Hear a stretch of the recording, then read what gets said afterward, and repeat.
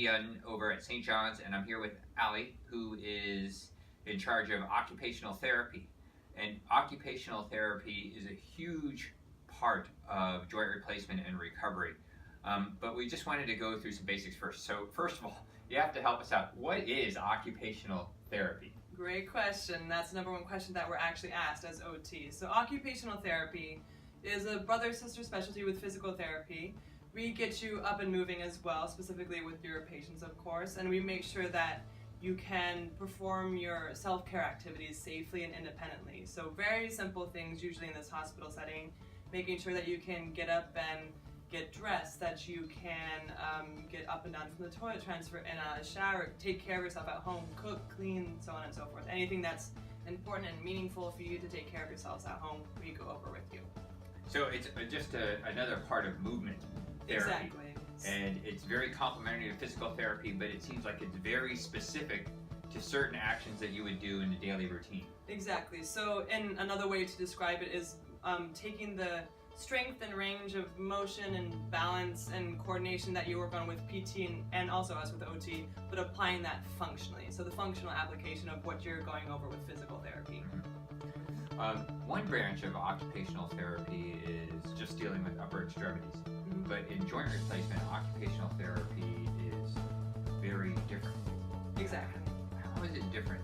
Sure. So you use your upper extremities and lower extremities in pretty much everything that you're doing, but in a single lower extremity joint replacement surgery that you specialize in, we tailor occupational therapy to meet those specific needs. So making sure that they can apply the physical therapy gait patterns and principles to performing your self-care activities, such as getting out of bed, specifically lower body dressing, which tends to be quite difficult after you've had a lower extremity. Yeah.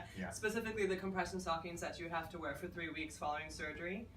We need to make sure that you can walk with good balance and strength into the restroom with whatever assistive device that you'll be utilizing. You can get up and down from the toilet, get washed up and cleaned up at the sink, that you can safely transfer in and out of the shower, and just do your basic self-care routine that you would do every morning, say when you're getting ready.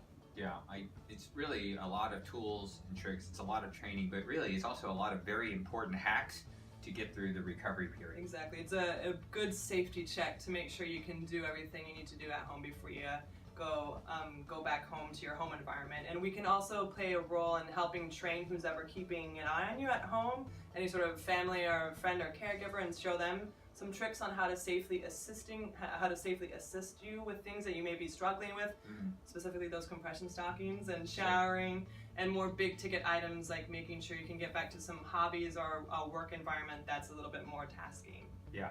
Okay. So as you had mentioned, with OT, it's a profession of adaptive techniques. They're little tips and tricks to get through your day-to-day activities, but we also have a lot of adaptive equipment. So some of the pieces of equipment that we have... No, stay this way. Stay this way. So some of the pieces of equipment that we have are in our little bag of tricks that you'll see us carrying around. We have this, which is called a reacher grabber. It can be used to pick things up off the ground if you're butterfingers like myself and don't quite have good strength and range of motion to do so yet. Keeps you safe. It can be used to take off socks, put on undergarments, pants, the like, or reach things from high shelves if you don't quite have my wingspan. This is a non-mysterious sponge on a stick if you like clean toes. Okay. This is a long-handled shoehorn. Helps you slide your shoe on pretty easily. And the most magical toy of all, and the weirdest looking one, is called a sock aid. It's this. It's a sock aid. It aids in putting your sock on, which is particularly helpful because you have to wear those compression stockings for 3 weeks following surgery. Showing here. Alright, so if you need to take off these compression stockings and put them back on as an independent man or woman, make sure you let your OT know. We'll show you a couple tricks, but this toy can also help do so. And it can be used to help put on regular socks as well.